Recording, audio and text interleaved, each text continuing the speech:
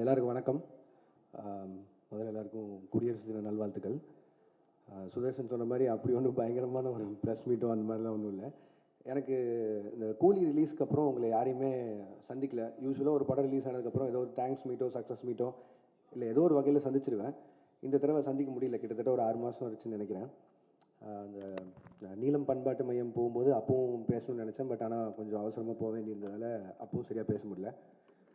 So அடுத்த படத்துக்கு move ஆகிறதுக்குள்ளே என் சைட்லேருந்து ஒரு 2-3 விஷயம் நிறைய இந்த சோஷியல் மீடியாவில் போயிட்டு இருந்தது. அதுக்கு நான் அட்ரஸ் பண்ணணும்னு நினச்சேன். ஸோ அதுக்காக தான். ஸோ முதல்ல கூலியிலேருந்தே ஆரம்பிச்சுதான் நினைக்கிறேன். முதல்ல மக்களுக்கு நன்றி. 35 நாள் கிட்ட கூலி தியேட்டரில் ஓடிச்சுன்னு நினைக்கிறேன். நான் வசூல் அதை பற்றி பேச விரும்பல. ஒரு லாபகரமான படம்னு சன் பிக்சர்ஸ் சொன்னாங்க. அண்ட் 1000 விமர்சனங்களை தாண்டி அந்த படம் 35 நாள் ஓடினதுக்கும் இல்லை இவ்வளோ தூரம் வசூல் பண்ணதுக்கும் மக்களுக்கு மிகப்பெரிய நன்றி. அண்ட் பத்திரிகையாளர்களுக்கு நன்றி. அண்ட் யூடியூபர்ஸ் எந்தெந்த வகையில் அந்த படத்தை பற்றி பேசினாங்களோ, மீம் கிரியேட்டர்ஸ், ரிவ்யூவர்ஸ், கிரிட்டிக்ஸ் எல்லாருக்குமே ஒரு மிகப்பெரிய நன்றி. அதில் வந்த கிரிட்டிக்ஸ் வந்து நிறைய விஷயங்கள் என்னை யோசிக்க வச்சுருக்கு. எப்படின்னா, ஸோ இதுதான் எங்கிட்ட எதிர்பார்க்குறாங்க, இந்த மாதிரி கதை சொல்கிறது தான் எதிர்பார்க்குறாங்கிற வரைக்கும் நிறையா விஷயம் நானும் அதில் லேர்னிங்காக எடுத்திருக்கேன். அண்ட் அதை என்னோடய அடுத்தடுத்த படங்களில் அவ்வளோ தூரம் விமர்சனங்கள் இல்லாத படங்களை தர முயற்சி செய்வேன். நன்றி. அண்ட் அதுக்கடுத்து ரஜினி சார், கமல் சார் படம், அதை பற்றியும் நிறையா விமர்சனங்கள் போயிட்டு இருந்தது. என்ன எது கிளாரிட்டி இல்லாமல் அதை பற்றியும் என் சைட்லேருந்து ஒரு கிளாரிட்டி கொடுத்துருன்னு ஆசைப்பட்டேன். கூலி ரிலீஸ் ஆகிற டைமில் 2 பேருமே மீட் பண்ணேன். அண்ட் 2 பேருமே இந்த மாதிரி ஒரு படம் பண்ணலான்னு சொன்னாங்க. எனக்கு அது மிகப்பெரிய ஆப்பர்ச்சுனிட்டி. கிட்டத்தட்ட 46 வருஷம் கழிச்சு 2 பேரும் ஒன்று சேர்றாங்க அப்படின்னா, அவங்க வந்து என்னை டைரக்ட் பண்ண சொல்லி கேட்டதே எனக்கு பெரிய விஷயமா இருந்தது. ஆனால் எனக்கு அப்போ கைதி 2 இருந்தது. கைதி 2 தான் என்னோடய இமீடியட் நெக்ஸ்ட் ஃபிலிமாக இருந்தது. பட் ஆனால் இந்த ஆப்பர்ச்சுனிட்டியை மிஸ் பண்ண முடியல. ஸோ அதனால் நான் ப்ரொடக்ஷன் சைடில் சொல்லிவிட்டு நான் இந்த படம் முடிச்சுட்டு வந்துடுறேங்க, ஏன்னா இது திருப்பி இப்படி ஒரு ஆப்பர்ச்சுனிட்டி கிடைக்காதுன்னு சொல்லிட்டு நான் வந்துட்டேன். ஒரு 1.5 மாதம் சின்சியராக எழுதினேன். முடிஞ்ச அளவுக்கு ட்ரை பண்ணேன் 2 பேரையும் வச்சு ஒரு படம் பண்ணுறதுக்கு. 1.5 மாதம் கழித்து நேரில் போய் மீட் பண்ணி 2 பேருக்கும் தனித்தனியாக நரேஷன் போச்சு. 2 பேரும் ஈக்குவலாக எக்ஸைட் ஆனாங்க கதை மேலே. பட் ஆனால் என்னென்னா, 2 பேரும் நிறைய ஆக்ஷன் ஃபிலிம்ஸ் கண்டினியூஸாக பண்ணிகிட்ருக்காங்க. ஜெயிலர் 2 வரைக்கும் ரஜினி சார் ஆகட்டும், இப்போது கமல் சாரோட அடுத்து அன்பரி மாஸ்டர் டைரெக்ஷனில் வர படமாகட்டும். ஸோ எல்லாமே ஹெவி ஆக்ஷனாக இருக்குது. திரும்பவும் கேப் இல்லாமல் இன்னொரு ஆக்ஷன் போகணுமாங்கிறது அவங்களுக்குள்ள ஒரு கேள்வியாக இருந்து, அண்ட் 2 பேரும் ஒரு லைட் ஹார்ட்டட் ஃபிலிமாக எதிர்பார்த்துட்டு இருக்காங்கிறது தான் எனக்கு அது மூலிமா தெரிஞ்சு 2 பேரும் சொன்னாங்க. பட் லைட் ஹார்ட்டட் ஃபிலிம் எனக்கு பண்ண வராது. அண்ட் அதை நான் ஜெனுனாக சொல்லிட்டு வெளில வந்துட்டேன். பட் ஆனால் நான் இப்போது சொல்லிட்டு போனதுக்கப்புறம் எப்போ திருப்பி வருவேன்னு தெரியாது கார்த்தி சாருக்கும் அவங்க டீமுக்கும். ஸோ அதனால் அவருக்கு கைதி 2க்கு இருந்த ஸ்லாட்டுக்கு இன்னொரு டைரக்டர் கொடுத்தாரு. இதுதான் ஆக்சுவலாக நடந்தது. அண்ட் அந்த கேப்பில் வேறு என்ன பண்ணலாம் அப்படின்னு யோசிக்கும்போது மைத்ரி பிக்சர்ஸ் வந்து அவங்க எனக்கு கிட்டத்தட்ட ஒரு 6 இயர்ஸ் முன்னாடியே ஒரு அட்வான்ஸ் கொடுத்துருந்தாங்க. சரி, அந்த கமிட்மெண்ட்டை கிளியர் பண்ணிடலான்னு யோசிக்கும்போது எனக்கு அல்லு அர்ஜுன் சார் ரொம்ப பிடிக்கும். ஒரு 3-4 வருஷமாக பேசிகிட்டு இருக்கோம் ஏதோ ஒரு படத்தில் கொலாப் பண்ணலான்னு.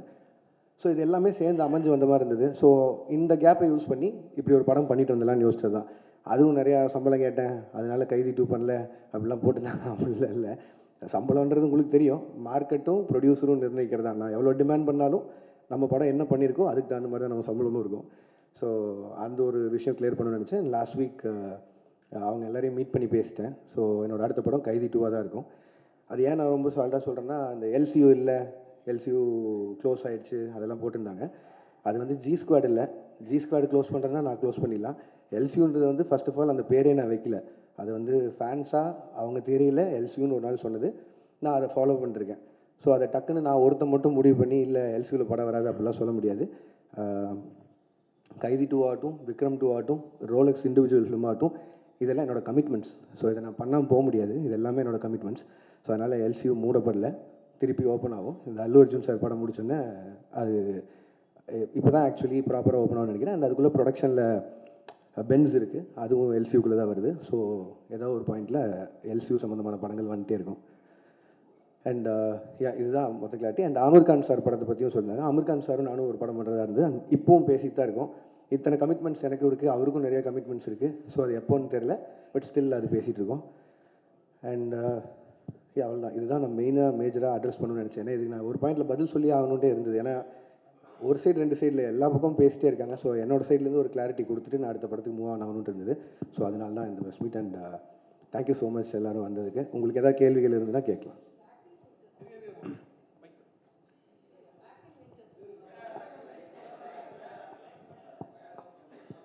வாழ்த்துக்கள். First thanks ma'am.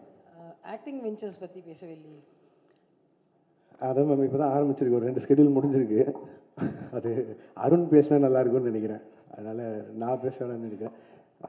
இன்னொரு 25 டேஸ் பேலன்ஸ் இருக்குது. அந்த படம் ஷூட் முடிச்சுட்டு நான் அடுத்து அல்லு அர்ஜுன் சார் படத்துக்கு மூவ் ஆகிடும். லோகேஷ் சார், உங்களுக்கு நடிக்கிறது ஈஸியாக இருக்கா, டைரக்ஷன் பண்ணுறது ஈஸியாக இருக்கா? எல்சியூவில் தனுஷ் சிம்புலாம் சேர்த்துக்கு வாய்ப்பு இருக்கா சொல்லுங்கள்.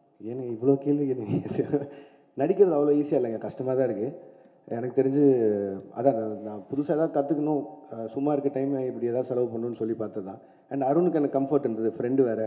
ஸோ அதனால் ஈஸியாக அந்த படம் பண்ணி முடியும்னு நினச்சேன். பட் ஆனால் அவ்வளோ ஈஸி இல்லை, கஷ்டம் தாங்க அது. திருப்பி அது கன்டினியூ பண்ணணுமா இல்லையா தெரியல. இப்போ சொன்னேன்ல இவ்வளோ லைனப் இருக்குது, ஸோ அதெல்லாம் பண்ணணும். ஸோ தெரிலங்க. Lokesh. Hello. Hi. Yes sir. So initial daysல like lot of positive reviews வந்தது. லைக் நிறைய உங்களுக்கு நீங்கள் தான் மோஸ்ட் செலிபிரிட்டி டேரக்டர் அப்படிங்கிற மாதிரிலாம் நிறைய போயிட்டு இருந்தது. ரீசெண்டாக நெகட்டிவ்ஸும் இருக்குது, லைக் ஹேட்ரடும் இருக்குது. So handling both these things different spectrum, like அதை எப்படி பார்க்குறீங்க, like how you handle those? இல்லைங்க, நான் அதான் முன்னாடிந்தே நான் சொல்கிறது ஒன்று தான். நான் அதை எதுவும் பர்சனலாக எடுத்துக்க மாட்டேன், ஏன்னா அது என்னோடய வேலை. இப்போ வந்து என்னோடய ஃபஸ்ட்டு படம் இல்லை கூலி, என்னோடய ஃபஸ்ட்டு படம் மாநகரம். கிட்டத்தட்ட 9 வருஷமாக எவ்வளோ பாராட்டுகள் வாங்கியிருப்பேன்னு எனக்கு தெரியும். அவ்வளோவே பாராட்டிட்டு இருந்திருக்காங்க. டக்குன்னு விமர்சனம் வரும்போது அதை மட்டும் நான் ஒத்துக்க மாட்டேன்னு சொல்கிறது நியாயம் இல்லை. அண்ட் படங்கிறது மக்களுக்காக, அது அவங்களுக்கு காட்டும்போது விமர்சனம் வரும்போதும் அதை ஏற்று தான் ஆகணும். ஸோ அதனால் அதை நான் ஸ்பிட் பண்ணி பார்க்கல. அண்ட் ரெண்டாவது அதை நான் பர்சனலாக எடுத்துக்கல, அது ப்ரொஃபஷனாக மட்டும் வச்சுக்கலான் இருக்கேன். ஸோ அதனால் success and average and going back அது உண்மை தானே, எல்லாருக்குமே நடக்கிறது தானே. ஸோ அதனால் நான் பெருசாக எடுத்துக்கல. Thank you. Hello, hi sir. Bhuvanish from The Hindu. You have a very loyal and passionate fan base, sir. அவங்க உங்களுக்கு கிரிட்டிசைஸ் பண்ணுறப்போ கூட it comes from a place of emotional investment that they've had over the years. இவ்வளோ படங்கள் பண்ணதுக்கப்புறம் how do you now define the relationship that you have with your audience? இல்லைங்க, அவங்க ஜெனுவனாக பேசுகிறதுல it is not just criticism, but அதில் ஏதோ ஒரு அக்கறை இருக்குதுன்னு நான் பார்க்குறேன். இப்போ நான் எக்ஸாம்பிளாக தான் சொல்கிறேன், ஒரு 10 ஃப்ரெண்ட்ஸ் இருக்காங்கன்னு வைங்களேன், அதில் எல்லாமே சரின்னு சொல்லிட்டு யாரோ ஒருத்தர் மட்டும் இல்லைடா நீ செய்கிறது தப்புன்னா அவன் உண்மையிலேயே ஃப்ரெண்டுன்னு நினைக்கிறேன். அந்த லாயல் பேஸ் ஆஃப் ஃபேன்ஸாக இருக்காங்க நான் நினைக்கிறேன். ஸோ அதனால் I'm very happy about them. Sir Akshay from the new Indian express. நீங்கள் ஒரு ஃபியூ இயர்ஸ்க்கு முன்னாடி வந்து சொல்லியிருந்தீங்க, இந்த மாதிரி எனக்கு ப்ராஜெக்ட்ஸுக்கு நடுவில் வந்து கொஞ்சம் ஸ்பேசிங் பண்ணணும், so that I can write அப்படின்ற மாதிரி சொல்லிட்டு, இப்போ நீங்கள் அடிஷ்னலாக வந்து ஆக்டிங்கும் பண்ணுறீங்க. So doesn't that defeat the purpose? இல்லைங்க, அப்படி பார்த்தா I can take lot of breaks. But பிரச்சனை என்னென்னா, இப்போ சொன்ன இந்த கமிட்மெண்ட்ஸ் எல்லாம் இருக்குல்ல, இது எல்லாமே ஒரு டைம் லைனில் இப்படி போகும்னு நினச்சி பண்ணுறோம். அது நடக்காமல் போகும்போது நம்மளுக்காக வெயிட் பண்ணுற ஹீரோஸ் இருக்காங்க, நமக்காக வெயிட் பண்ணுற ப்ரொடியூசர்ஸ் ஆகிடுறாங்க. ஸோ அதில் நிறைய அவங்களோட ஃபண்ட்ஸ் இன்வால்வ் ஆகுது. ஸோ என்னோடய பிரேக்ஸ் வந்து அதில் அப்படி ஆகாது. அண்ட் இது நான் மெயினாக பண்ணணும்னு நினச்சது காரணம் என்னென்னா, ஆஃப்டர் கூலி ஐ நோ ஐ டேக் ஒரு 7-8 மந்த்ஸ் பிரேக்குன்னு சொல்லி. ஸோ அந்த கேப்பில் ஒன்று பண்ணலான்னு யோசிக்கும் போது தான், அண்ட் அருண் எக்ஸ்பிளைன் பண்ணும்போதும் இந்த ஃபிலிமுக்கு ஒரு 60 டேஸ் போதும் அப்படிங்கிற மாதிரி இருந்தது. ஸோ அதனால் என்னால் ஈஸியாக பண்ணிட முடியும். எதிர் வேறு எங்காவது ஒரு வெக்கேஷன் போகிறதுக்கு பதிலாக இதில் போனால் கொஞ்சம் அப்சர்வ் பண்ணலாம், கற்றுக்கலாங்கிற ஒரு பாயிண்ட் தான். பட் இப்போ நம்ம ஏற்கனவே எழுதி வச்சிருந்த கதைனா அவ்வளோ ஒர்க் பண்ண தேவையில்லை. ஐ மீன் மற்ற இப்போதைக்கு அதை எவ்வளோ தூரம் கான்டெம்பரரி அடாப்ட் பண்ண முடியுமோ அதுக்கு மட்டும் பண்ணிட்டு போயிடலாம். புதுசாக போய் ஃப்ரெஷ்ஷாக ஒரு கதை எழுதணுன்னா பிரச்சனை தான். ஸோ இந்த வயசில் ஓடி பார்த்தலாங்க தான். Lokesh sir. Yes ma'am. Yeah, Abhirami from Dinamalar. Hi ma'am. First of all, thanks and appreciation for this clarification. ஏன்னா இந்த கிளாரிஃபிகேஷன் இல்லாமல் நிறைய உங்களை பற்றி போயிட்டே இருந்தது. Welcome ma'am. Thank you so much for that. இப்போ நீங்கள் ஆக்டிங்கில் மறுபடியும் இது டிரெக்ஷன் ஆக்டிங்க்கு வந்திருக்கீங்க. To you have any idea to extend this acting? ஏன்னா இப்போ 2 ஸ்கெடியூல் முடிச்சிருக்கேன்னு சொல்லியிருக்கீங்க. ஸோ திரும்ப ஆக்ஷன் பண்ணலாமா, நடிக்கலாமா, இல்லை நீங்கள் டைரக்ஷனுக்கே திரும்பி போயிடலாம் அப்படின்னு முடிவு? இல்லை மேம், இது திரும்பி போகிறக்கான விஷயமே இல்லை. இடையில ஸ்கூலில் லீவ் விட்ட மாதிரி தான், அந்த கேப்பில் ஓடி போய் நடிச்சுட்டு வந்துட்டேன். பட் ஆனால் என் ப்ரொஃபஷன் டைரக்ஷன் தான் மேம், நான் அதில் தான் இருக்க போகிறேன். இதே மாதிரி திருப்பி ஒரு 6 மாதம் படங்களுக்கு நடுவில் கேப் வந்து ஒரு சின்னதாக யாராவது ஒரு கதை எடுத்தால் நடிக்கலாமா. பட் இப்போதைக்கு அந்த எண்ணெல்லாம் இல்லைங்க. அருண் படம் முடிச்சுட்டு டைரக்ஷன் போகும். Thank you ma'am. சார், அல்லு அர்ஜுன் படம் இரும்பு கை மாயாவி. Yes sir. இரும்பு கை மாயாவி அந்த கதை தான் அல்லு அர்ஜுன் பண்ணுறேன். இல்லை சார், அது வந்து இப்போ தான் அனௌன்ஸே பண்ணியிருக்காங்க சார் அந்த படத்தை பற்றி. ரெண்டாவது அவங்க ப்ரொடியூசர் சார்பாக அவங்க சைட்லேருந்து வர அனௌன்ஸ்மெண்ட் வர வரைக்கும் மட்டும் வைக்கலாம். இப்போதைக்கு ஒரு படம் பண்ணுறோம் சார். லோகேஷ் சார் இங்கே. Yes sir. சார், அதாவது கூலி படம் ரிலீஸ்க்கு முன்னால் நீங்கள் சில இன்டர்வியூஸ்லாம் கொடுத்தீங்க, அதை வந்து ஆடியன்ஸ் பாயிண்ட் ஆஃப் வியூவில் வந்து அது ஒரு எக்ஸாஜரேஷன்னு நினச்சிட்டு அதை பற்றி சோஷியல் மீடியாவில் வந்து உங்களை பற்றி நெகட்டிவிட்டியோடு பேச ஆரம்பிச்சாங்களான்ற மாதிரி தான் தோணுது. அது உண்மையிலே என்ன தான் நடந்துச்சு சார்? நீங்கள் சொன்னது என்ன, செஞ்சது என்ன, மக்கள் மத்தியில் எப்படி போய் சேர்ந்துச்சு? சார் இப்போ நான் சொன்னாலும் திருப்பி அதான் நடக்க போகுது சார். நான் வந்து ஒரு படத்தோட கலெக்ஷனை பேஸ் பண்ணி ஒரு படம் பண்ண முடியாதுங்கிறது அது என்னோட ஐடியாலஜி. சினிமாவை நான் 1000 கோடி சம்பாரிச்சு காட்டுறேன்னு ஒரு படம் எழுதவே முடியாது. நான் அதான் முன்னாடியும் சொல்கிறேன். பட் ஆனால் என்னென்னா நம்ம டெக்னீஷியன்ஸும் நம்ம கூட இருக்கவங்க யார் எவ்வளோ சொன்னாலும் அவங்க அந்த படத்து மேலே இருக்க எக்ஸைட்மெண்ட், ரஜினி சார் மேலே இருந்த எக்ஸைட்மெண்ட், அவ்வளோ ஸ்டார்ஸை பார்த்த எக்ஸைட்மெண்ட்டில் இந்த 1000 கோடிங்கிற பிரச்சனையை ஆரம்பிச்சிருவாங்க ஸ்டார்டிங்லேருந்து. இப்போ அதனால் 500 கோடிக்கு சம்பாரிச்ச படம் கூட இப்போ வந்து நான் பதில் சொல்கிறேன் அங்கே ஆயிடுச்சு. கிரிட்டிசிசம் அதெல்லாம் விட்டலாம். பட் ஆனால் கொடுத்த இன்டர்வியூஸுமே சரி, நான் இதை ரொம்ப ஸ்ட்ரெஸ் பண்ணியே சொல்லிட்டு இருந்தேன். இந்த மாதிரி 1000 கோடிங்கிறத ப்ரெஷரைஸ் பண்ண வேணாம், அப்படி ஒரு படமாக எக்ஸ்பெக்ட் பண்ணாதீங்க. ஒரு commercial film Rajini sir enjoy பண்ணுற மாதிரி ஒரு படம் இருக்கும் தான் நான் முன்னாடி இந்த எல்லா இன்டர்வியூலையும் சொன்னேன். பட் எனக்குமே வந்து ஏதோ ஒரு பாயிண்டில் ஒரு டிரான்ஸ்பரன்சி, ஒரு அளவை மெயின்டைன் பண்ணுங்கிறது நான் இந்த படத்துலேருந்து என்னோடய லேர்னிங்காக இருக்க போகுது. ஏன்னா எவ்வளோ பேசினா போதும். ஏன்னா நான் ரொம்ப கனெக்ட் ஆகி நிறையா ஃப்ரெண்ட்ஸோடு உட்காந்து பேசுகிற மாதிரி பேசிடுறேன். அது வந்து ரொம்ப எக்ஸாஜரேட் ஆன மாதிரி ஆகிடுது. ஸோ படம் ரிலீஸ்க்கு அப்புறம் அதுவே எனக்கு பேக் ஃபயர் ஆகிற மாதிரி ஆகிடுது. ஸோ நான் இதுக்கு மேலே வரும்போது கொஞ்சம் டிரான்ஸ்பரன்சி மெயின்டைன் பண்ணிக்கணும்னு நினைக்கிறேன். சார், இதோட கண்டினியூஷனாக நான் கேட்குறேன். It is not only because of you. நீங்கள் ஒருத்தர் கோஷனில் நிறைய செலிபிரிட்டிஸ்க்கு வந்து இந்த ஐடி விங் ஆட்டம் வச்சுருக்காங்க sir. They have a social media team ஆட்டம். அந்த டீமை அட்மினிஸ்ட்ரேட் பண்ணுறவங்க வந்து அவங்க போடக்கூடிய சில ட்வீட்ஸோ இல்லை சோஷியல் மீடியாவில் போடக்கூடிய பதிவோ இட் பிகம்ஸ் அ பேக் ஃபயர்ன்ற மாதிரி ஆகிடுது. ஏன்னா உங்களை பற்றி நீங்கள் சொல்லாதே எக்ஸாஜரேட் பண்ண மாதிரி ஒரு படம் வந்து உங்களன்னு சொல்லலை, இன் ஜென்ரல் நான் ஆஸ்கிங். ஒரு படம் ரிலீஸ்க்கு முன்னாடி இது வந்து 500 கோடி கலெக்ஷன் ஆகும், 1000 கோடி கலெக்ஷன் ஆகும்னு அந்த ஐடி விங் போடுறதுனால கடைசியில் அது வந்து 200 கோடி தான் ஆச்சுன்னா அது அப்படியே ட்ராபேக் ஆகிடுது. அது எப்படி சார்? அது நான் எப்படி சார் சொல்ல முடியும்? இது வந்து அது ஃபேன்ஸையும் நீங்கள் தடுக்க முடியாது. அண்ட் சோஷியல் மீடியா இன்றைக்கி உங்களுக்கு எவ்வளோ தூரம் தடுக்க முடியாத ஒரு சக்தி ஆயிடுச்சு. அது நீங்கள் ரிவ்யூஸோ எதுவுமே எல்லாமே அவங்கவுங்களோட எண்ணம். அவங்க காசு கொடுக்குறாங்க, படம் பார்க்குறாங்க, எண்ணம் அதை பற்றி போடுறாங்க. அவங்களுக்கு இருக்கிற ஒரு படத்து மேலே இருக்க எக்ஸைட்மெண்ட்டை வச்சு போகிறாங்க. அவங்களுக்கு அந்த எக்ஸைட்மெண்ட் குறைஞ்சிருச்சுன்னா எங்களுக்கு இங்கே வேலையே இல்லை. ஸோ அதனால் அவங்க எக்ஸைட்டடாக இருக்கிறத நம்ம தப்புன்னு சொல்ல முடியாது. அட் த சேம் டைம் இது நீங்கள் சொன்ன மாதிரி இந்த ஐடி விங் வச்சு பேசி எனக்கு அதில் எப்படி நம்பிக்கை இல்லைன்னா இல்லை எனக்கு புரியுது சார், எனக்கு புரியுது சார். ஒரு படம் நல்லா இருந்ததுன்னா யாருமே தடுக்க முடியாதுன்னு நான் நினைக்கிறேன். நான் அதை ரொம்பவும் நம்புகிறேன். நான் உதாரணமாக மற்ற படங்கள் எடுக்காமல் என் படத்தை எடுக்கிறேன். மாநகரம் ரிலீஸ் ஆகும்போது யாருக்குமே அங்கே அடையாளமே கிடையாது. சந்தீப் ரஜினா தான். பட் அந்த படத்தை கொண்டு போய் சேர்த்தது நீங்கள் தான். அன்றைக்கி 50 நாள் ஓடிச்சு. அப்போது அதுக்கு நல்லா இருக்குங்கிற மாதிரி தான் ஏதோ ஒரு நம்பிக்கையில் போய் அந்த படத்தை போய் பார்த்தாங்க. ஸோ அதனால் அதுக்கப்புறம் எல்லாரும் ஸ்டார்ஸ் கூடயும் வேலை செஞ்சுட்டேன். அவங்களோட போஸ்டர்ஸ் வச்சாலே படம் போயிடும். பட் ஆனால் யாருமே இல்லாமல் ஒரு போஸ்டரில் இருக்கும்போது கூட மக்கள் வந்து பார்த்தாங்க. ஸோ ஒரு படம் நல்லா இருக்குன்னா இது எதுவுமே தடுக்காதுங்கிறது நான் நம்புகிறேன் சாலிடாக. Sir okay sir, Lokesh sir, இப்போ உங்களோட ஃப்யூச்சர் ப்ராஜெக்ட்ஸ் பற்றி நிறைய வந்துட்டுருக்கு செய்திகள். அப்படி ஒன்று வந்தது தான் ஹிந்திக்கு போயிட்டு நீங்கள் அமீர் கானோட பண்ண போகிறீங்க அப்படின்னு சொல்லிட்டு, அது ஃப்யூச்சரில் மெட்டீரியலைஸ் ஆகிறதுக்கு வாய்ப்பு இருக்கா சார்? ஒரு 3-4 தடவை மீட்டிங் போச்சு. எனக்கு அவர் சின்ன வயசுலேருந்து ரொம்ப பிடிக்கும். அவர் ஒரு பெரிய ஃபேன் தான். அண்ட் அவரும் வந்து என் ஒர்க் ரொம்ப பிடிச்சுன்னு சொல்லி தான் அவர் கூலிலேருந்து படம் பண்ணணும்னு பேசினார். பட் ஆனால் நான் சொன்னேன் சார், இங்கே இவ்வளோ கமிட்மெண்ட்ஸ் இருக்குது. அண்ட் சாருக்குமே அவருக்கும் நிறைய கமிட்மெண்ட்ஸ் இருக்குது. ஸோ இதே மாதிரி ஏதோ ஒரு டைம் லைனில் ஏதாவது மிஸ் மேட்ச் ஆகும்போதோ வேறு ஒரு டைம் கிடைக்குதோ அப்படிங்கிறத பார்த்து தான் சார் பண்ண முடியும். பட் ஆனால் we are talking sir. Sir எனக்கு எல்லா ஹீரோஸ் கூடயும் வேலை செய்யணும் சார். அவங்க எல்லாரும் கூடயும் பேசிட்டு தான் இருக்கேன். பட் ஆனால் டைம் லைன் தான் சார் பிரச்சனை.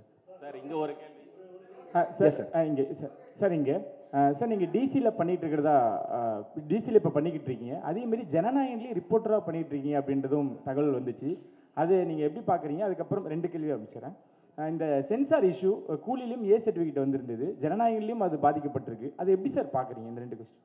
சார் டிசியில் ஆமாம் சார் பண்ணிருக்கேன். அது அருண் மாதேஸ்வரன் படம். இது வந்து ஹெச் வினோதனாவும் விஜயனாவும் ஒரு நாள் கூப்பிட்டாங்க. ஸோ அது கேமியா பண்ணேன். அது அவ்வளோதான் என்னால் சொல்ல முடியும். அதுக்கு மேலே அவங்க பேசிங்க.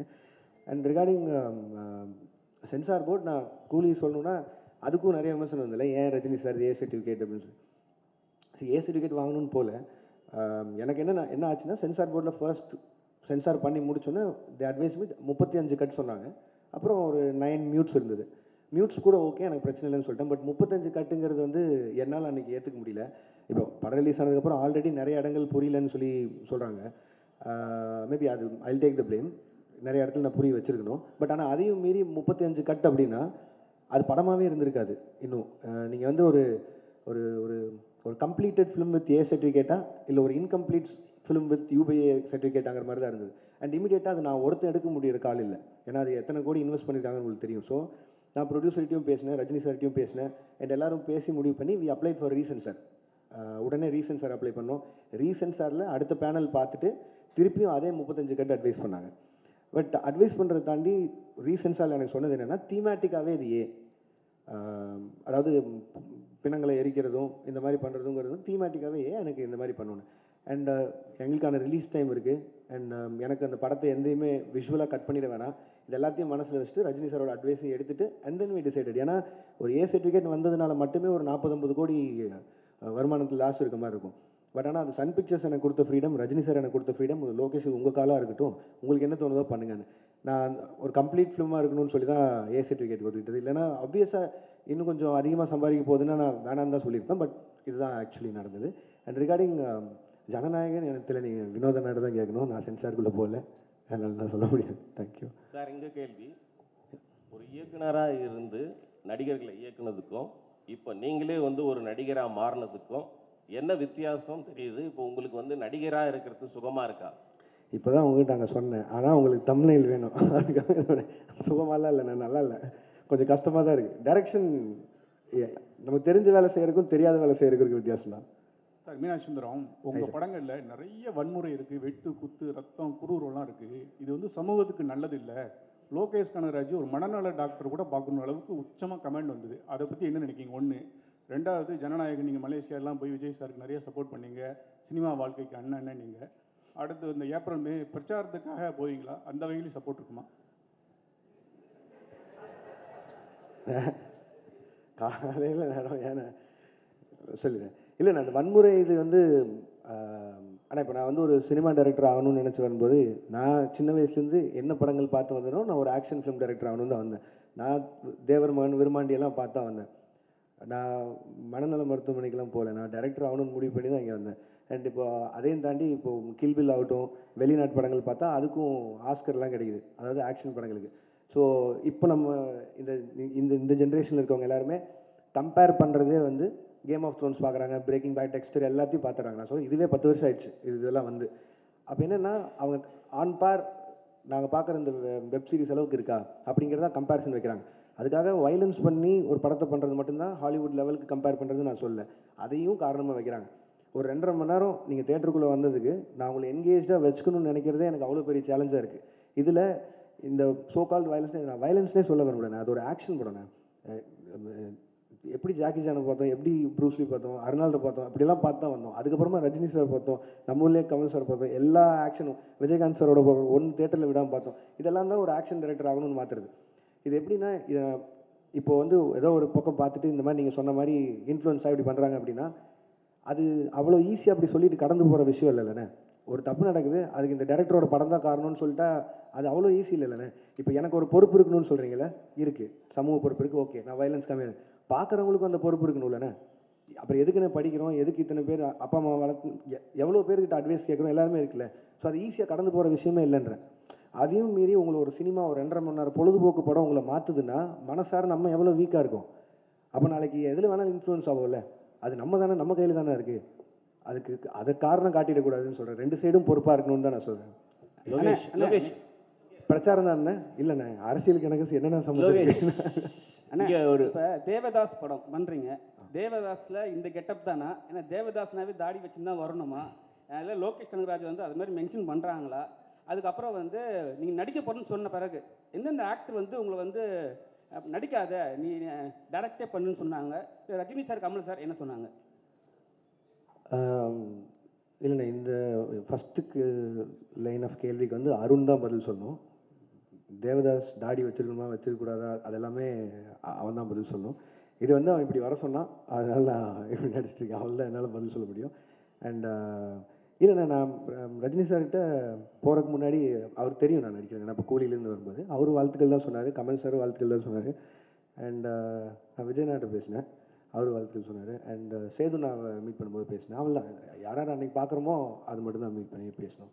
அண்ட் இன்னொரு கிளாரிட்டியும் கொடுக்கணும்னு நினச்சி, இந்த நீங்கள் இந்த ரஜினி சார் கமல் சாரை பற்றி பேசினால அவங்க 2 பேரை வந்து அன்ஃபாலோ பண்ணிட்டேன் ட்விட்டர்லேருந்து அப்படின்லாம் சொல்லியிருந்தாங்க.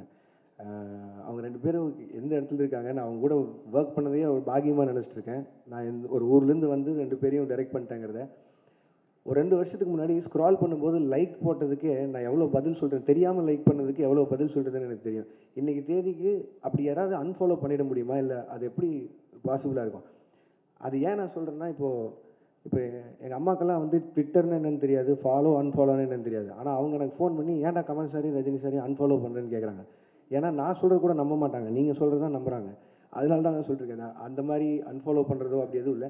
அதையும் மீறி இந்த மாதிரி ஏதாவது சென்சிட்டிவான விஷயம் இருந்ததுன்னா என் சைட்லேயோ இல்லை என் டீம் சைட்லேயோ யாராவது கிட்ட கேட்டு கொஞ்சம் எழுதுனீங்கன்னா பேசுனீங்கன்னா நல்லாயிருக்கும்னு நினைக்கிறேன். அதை வேண்டுகோளாக வச்சுக்கிறேன். மலேசியா போனதுக்கப்புறம் இங்கே தானே மலேசியா போனதுக்கப்புறம் உங்கள் டிவிக்கு அந்த விஜய் ரசிகர்லாம் உங்க வச்சு கொண்டாடுறாங்க, ஏன் கொண்டாடுறாங்கன்னு யோசிச்சு பார்த்தீங்களா?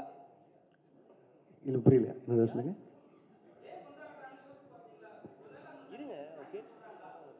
இல்லைங்க, நான் அவருக்கு கூட 2 படம் ஒர்க் பண்ணியிருக்கேன். அந்த 2 படமும் அவங்களுக்கு பிடிச்சிருக்கு, அதனால கொண்டாடுறாங்க. என்ன மட்டும் இல்லையே, நெல்சனையும் கொண்டாடினாங்க, அட்லியும் கொண்டாடினாங்க. லோகேஷ் என்ன சார்? லோகேஷ் ஒரு நிமிஷம் சார். எது சார் புரியல?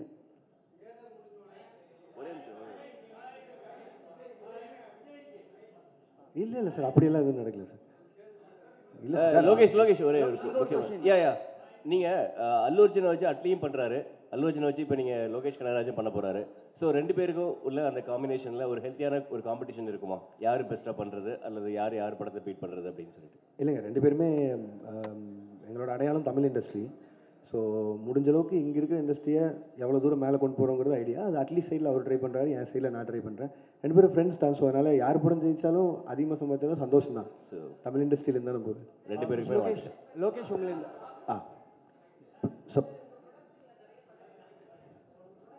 என்னென்ன படங்கள் அப்டேட் பண்ணுங்க சார் உங்கள் ப்ரொடக்ஷன்? எஸ் மேம், அது ப்ரொடக்ஷன் ஐடியாவே வந்து எனக்கு இவங்க பொட்டன்ஷியல் ட்ரீம் வாரியர் பிக்சர்ஸ் அவங்களோட அந்த டைமில் அவங்க கண்டினியூஸாக படங்கள் பண்ணிருந்தாங்களே, மாநகரம், மாயா, அருவி, ஜோக்கர் அந்த மாதிரி.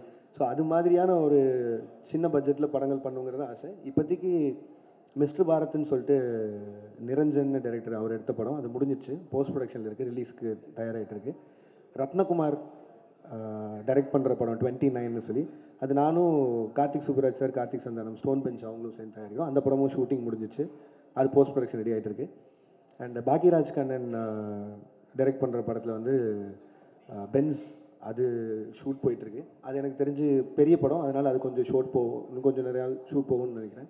ஸோ இதில் மிஸ்டர் பாரத்தும் பென்ஸும் வந்து நான் மட்டும் ப்ரொடியூசர் இல்லை, என் கூட Sudhan sir and Jagadeesh bro அவங்களோட கம்பெனிஸும் இன்வால்வ் ஆயிருக்கு. இதான் இப்போதைக்கு. லோகேஷ் லாஸ்ட்டாக ஒரு கேள்வி, உங்களை பற்றி சோஷியல் மீடியாவில் லோகேஷ், எஸ் சார், உங்களை பற்றி சோஷியல் மீடியாவில் ஒரு நடிகையோட சேர்த்து காதல் லவ் அது இதுன்னு வந்துட்டு இருந்தது. ஒன்று தான் சார், நிறையா வந்துட்டு இருந்தது சார். இல்லை நீங்கள் ஏதாவது அந்த மாதிரி போயிட்டு இருக்கா? ஃபேமிலியாக போகிறீங்களா? இல்லை சார், இல்லை சார், எனக்கு ஆல்ரெடி ஃபேமிலி இருக்குது சார். நான் இல்லை இல்லை second family. Thank you sir, thank you sir, thank you sir. And sir இங்கே சார் சார் ஒரே ஒரு சின்ன கேள்வி என்னன்னா, அது முக்கியமான கேள்வியும்,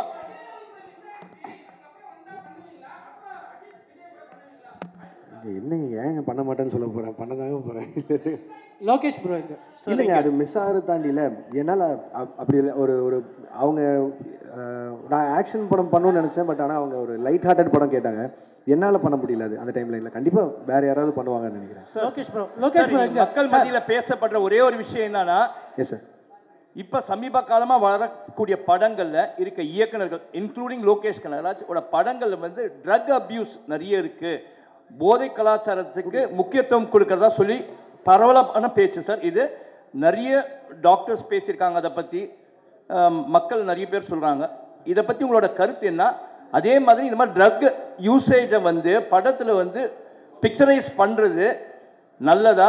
அந்த சீன்ஸை வச்சு தான் படங்கள் ஓடுமா? ஓகே சார், நான் எனக்கு ஒரு 2 நிமிஷம் கொடுத்தீங்கன்னா நான் எக்ஸ்பிளைன் பண்ண ட்ரை பண்ணுறேன் சார். ஏன்னா இது ரொம்ப நாளாக இந்த அலிகேஷன் சொல்லிட்டு இருக்காங்க சார். நீங்கள் சொல்கிற பாயிண்ட் எனக்கு வேலிடாக புரிஞ்சிச்சு. அதுவும் இப்போது சொசைட்டியில் நடக்கிற எல்லா விஷயத்தையும் பார்த்தா அது இருக்க மாதிரி.